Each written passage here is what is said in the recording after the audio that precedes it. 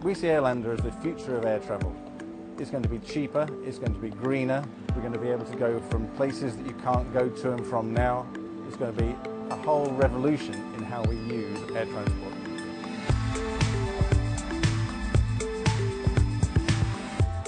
Airlander 10 is a hybrid vehicle. It's a mixture of a vehicle with helium lift and vectored thrust and aerodynamic lift. So a new type of aircraft. It's a 10-ton lift vehicle and it's 300 feet long.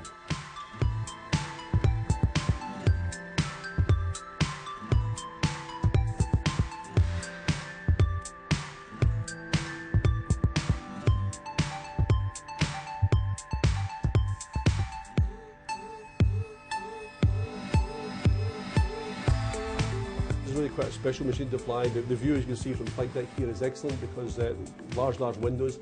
It's very special because it really has an endurance capability that nothing else has at the moment. The vehicle has 12 tons capacity of fuel, which allows it to fly in up to 5 days. It doesn't need any prepared surface for operating. We can land on almost any flat surface, whether it's water, grass, sand. It can land with no infrastructure at all.